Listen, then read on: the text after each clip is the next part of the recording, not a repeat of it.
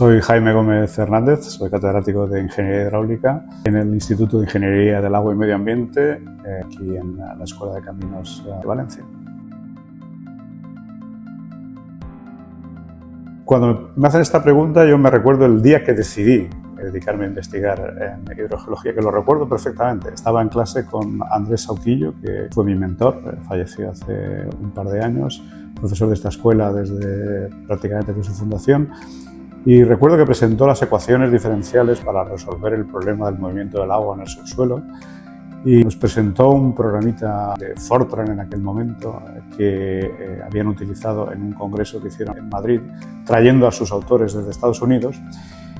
Y cuando vi aquello dije, eso quiero hacerlo yo. O sea, me fui a casa, tenía un pequeño Spectrum, un pequeño ordenador, programé aquel programita y desde entonces he estado trabajando en aguas subterráneas. A mí lo que siempre me ha apasionado ha sido la parte más teórica, más de resolución, de entender los fenómenos que ocurren bajo tierra e intentar formularlos matemáticamente y luego encontrar una solución, que en este caso es una solución utilizando ordenadores, soluciones numéricas. Y es lo que sigo haciendo. Es cierto que estoy prácticamente desde el año 81, que fue cuando tuve esa clase con el profesor Sauquillo, trabajando de una manera u otra en modelos numéricos para entender qué pasa con el agua en el subsuelo y con aquellos solutos que se puedan disolver en el agua y puedan producir contaminación, salinización, algún tipo de problema. Ha cambiado muchísimo. Yo cuando acabé la carrera empecé a trabajar en EPTISA, aquí en Valencia, y en aquel momento hacían modelos de acuíferos, pero los hacían en un ordenador que tenían en Madrid, que tenían que enviar por correo postal la información que querían que utilizaran y luego esperar a que volviera ese correo. Aparecí yo con mi Spectrum, mi pequeño Spectrum, y les dije, no, eso lo podemos hacer aquí. Pues, para ellos aquello fue un salto tremendo, ¿no? de tener que esperar semanas a recibir los resultados, a tenerlos prácticamente en el día. Y yo resolví el problema con un ordenador de nada.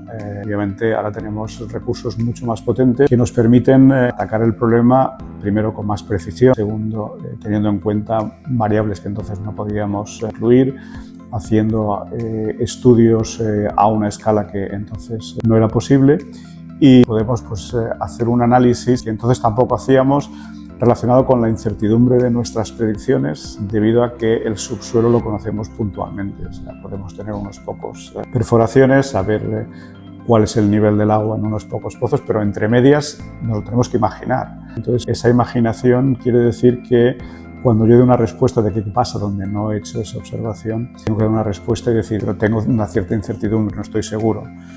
Los métodos de computación actuales nos permiten hacer análisis que no solamente hacen una predicción, sino que también hacen una evaluación de qué certidumbre hay sobre esa predicción o qué incertidumbre hay sobre esa predicción. Las aguas subterráneas, al contrario de la creencia popular, no son ríos que pasan por debajo y que un zahorí es capaz de identificar con mucha suerte, sino son realmente grandes embalses.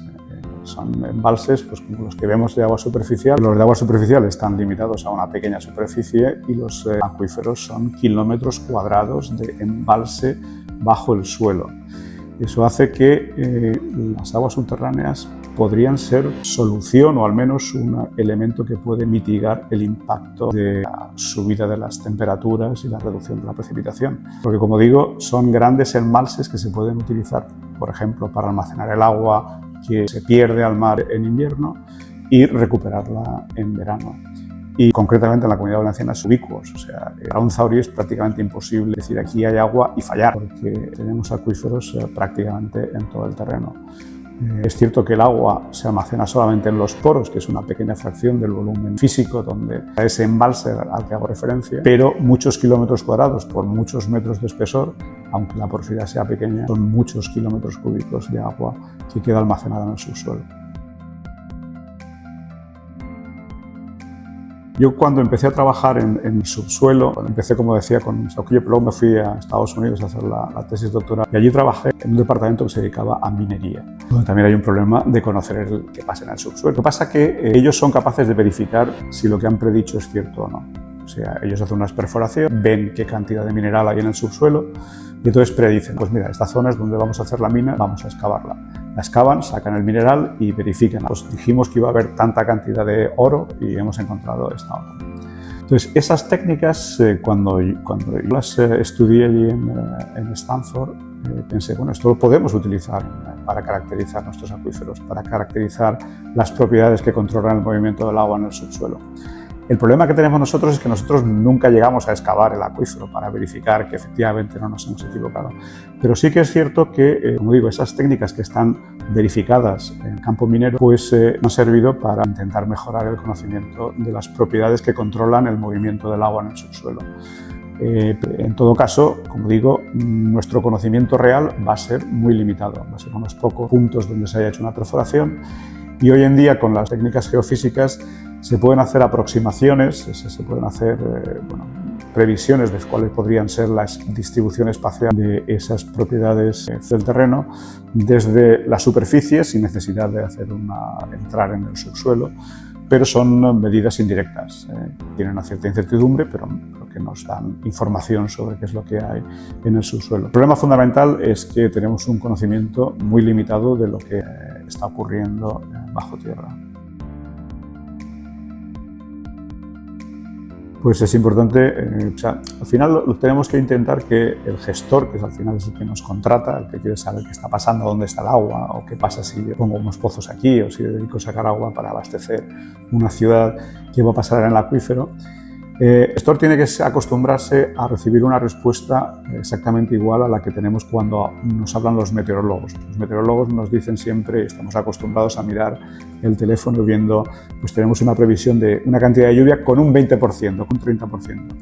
¿Por qué? Porque tienen modelos que predicen, pero saben que no son predicciones exactas. A nosotros nos pasa lo mismo. Nosotros podemos construir modelos precisos desde el punto de vista de entender la mecánica de lo que está ocurriendo y de la resolución de las ecuaciones que estamos resolviendo, pero hay unos parámetros que controlan esa ecuación que no conocemos con exactitud. Podemos tener información de variación, ¿no? De un rango de variación, pero no vamos a conocer exactamente lo que hay. Entonces, las respuestas que vamos a dar sobre qué cantidad de agua hay en el acuífero o qué variación en los niveles podemos esperar, siempre va a ser un valor que debemos darlo con una cierta franja de incertidumbre relacionada con la variabilidad posible de esos parámetros que controlan el movimiento del agua en el subsuelo.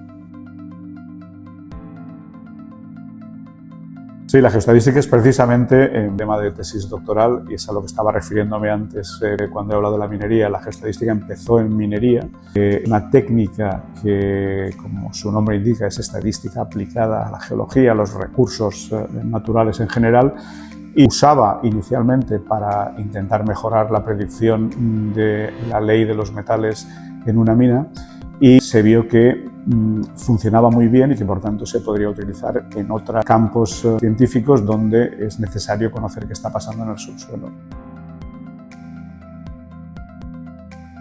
El Mediterráneo es una especie de olla a presión ahora mismo porque es un sitio donde los efectos del cambio climático están siendo reconocidos con una cierta amplificación. El Mediterráneo, sobre todo la parte sur del Mediterráneo, si el cambio climático sigue como está previsto, va a sufrir el efecto de este aumento de la temperatura, disminución de las precipitaciones.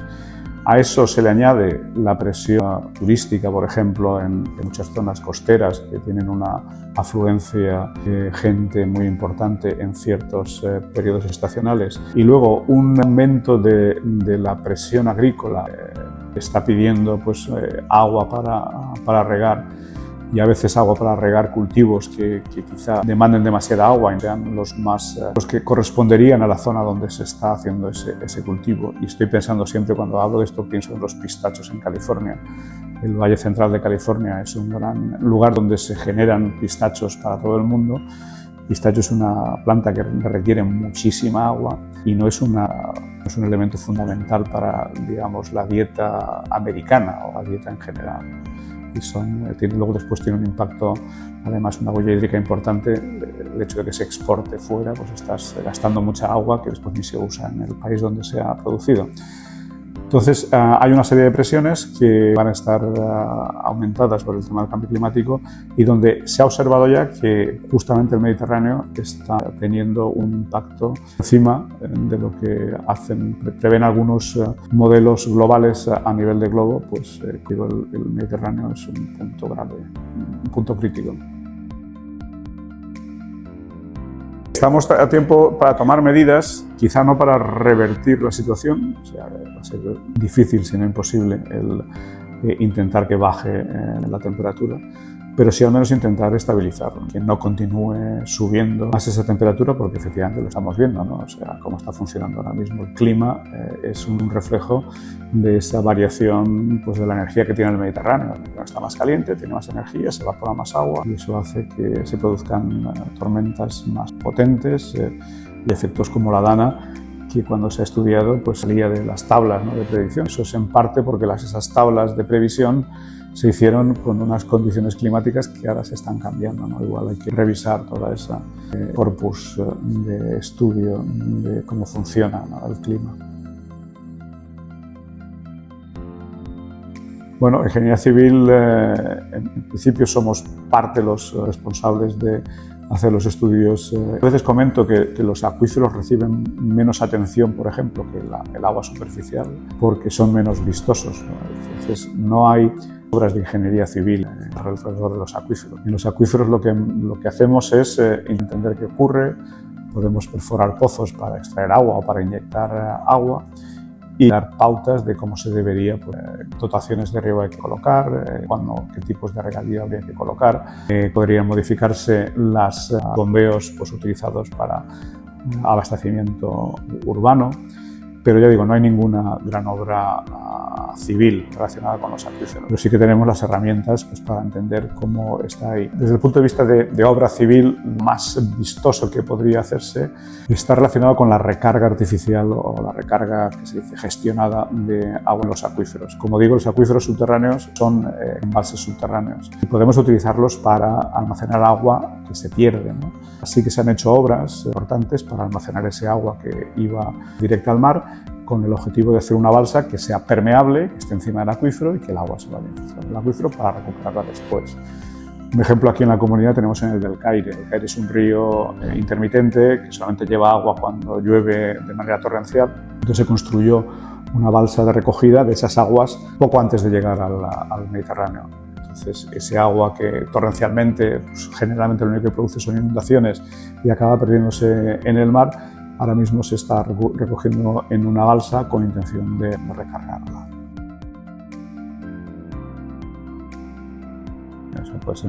Puedes buscar en internet acuíferos en España y saltas a un mapa ahí con todos los acuíferos, en donde se ve, como digo, precisamente que en la Comunidad Valenciana el 98% del terreno, del territorio, tiene un acuífero debajo. No es así en toda España, pero la Comunidad Valenciana es rica en acuíferos. La interdisciplinaridad es clave prácticamente en cualquier proyecto que intente abordar un problema del calado del que estamos hablando. Los requisitos de las agencias que financian nuestra investigación cada vez es más claro que no van a financiar proyectos donde esa multidisciplinaridad no se vea. Acabamos de terminar un proyecto ahora. Ha sido muy interesante porque había un grupo que estaba centrado en ciencias sociales, luego estábamos los ingenieros. Porque al final es importante saber cómo va a reaccionar el afectado. En nuestro caso serían los agricultores o podrían ser las confederaciones hidrográficas, los municipios que utilizan los acuíferos para abastecerse. Y muchas veces, como ingenieros, haces unas previsiones, haces unos análisis sin tener en cuenta esos afectados. Y este proyecto, desde el primer momento, ha utilizado una herramienta que está ahora de moda, que son como los laboratorios vivientes, los living labs, donde se pone en la misma mesa a esos usuarios últimos con los científicos con los que van a desarrollar el proyecto, para que los objetivos o el desarrollo de las herramientas del proyecto satisfagan no solo esos intereses investigadores del que lo propone, sino también al usuario final. Y ya digo, ha habido una combinación de científicos sociales que estaban más con la parte esta de interaccionar con los usuarios y luego el ingeniero o el científico, muy interesante.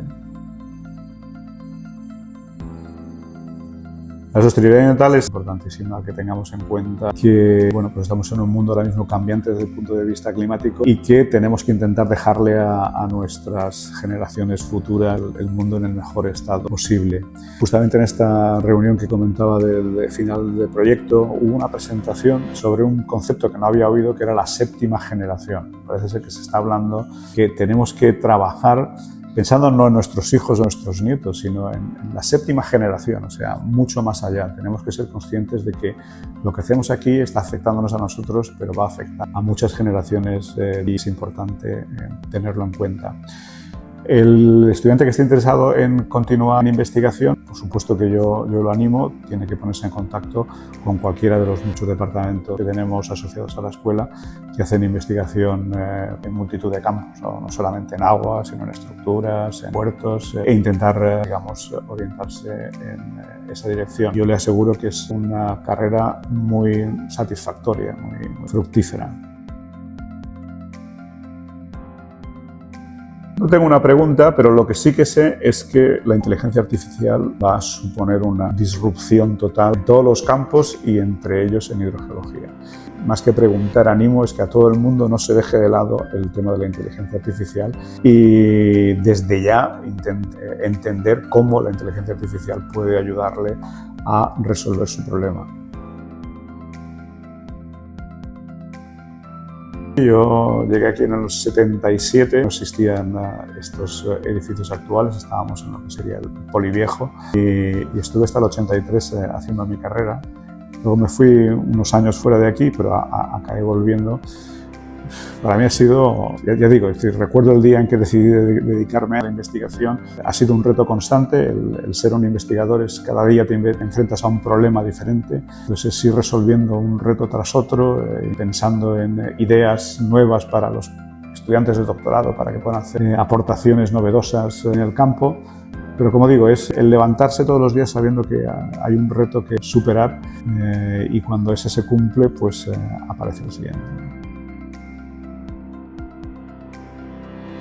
Bueno, justamente comentaba que semana pasada cerramos un proyecto, pues ese mismo día nos confirmaron que nos acaban de conceder un proyecto europeo de 6 millones de euros, de los cuales la Politécnica recibirá 440.000 y nos vamos a poner en él. Se llama integrador, justamente por eso, porque aquí va a haber una mezcla de biólogos, ingenieros, gente de ciencias sociales, gente de análisis de sistemas, con la intención de hacer una gestión de las aguas subterráneas, integrando absolutamente todos los conceptos, teniendo en cuenta el usuario, pero también los servicios que dan el clima, la variación climática. Hemos elegido siete sitios de estudios, uno de ellos será aquí en la Albufera. El reto es ponernos a trabajar en este nuevo proyecto. Bueno, el ser reconocido por tus pares y más a nivel internacional es una gran satisfacción, es un orgullo, no puedo decirlo de otra manera. Además, siempre me he considerado un matemático. A mí lo que me ha movido ha sido la parte matemática, entonces la primera medalla que me dieron me lo dio la Asociación Internacional de Geología Matemática, matemáticas aplicadas a la geología.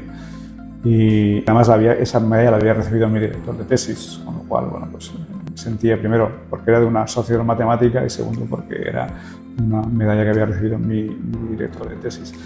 Luego me dieron el premio este, que es una especie de príncipe de Asturias, pero es príncipe bin Abdulaziz, es un príncipe de Arabia Saudita, que es un reconocimiento por parte de los hidrogeólogos, o sea, por parte de la gente que trabaja en hidrogeología. Y inmediatamente después, el año siguiente, me dieron el premio de la ASCE de pionero en aguas subterráneas, que es un premio que lo da la Asociación Americana de Ingenieros Civiles. Entonces, digamos que tengo reconocimiento de los matemáticos, de los hidrogeólogos, de los ingenieros civiles, que son los tres mundos donde he movido yo desde el principio, donde he estado trabajando. Así que sí, muy contento. Y luego los que han venido después, que son a la trayectoria, quieren decir que estoy cada vez más cerca, ¿no?, de acabar mi carrera profesional. Estoy ya cada vez en esos años últimos de mi carrera. Pues nada, ha sido un placer.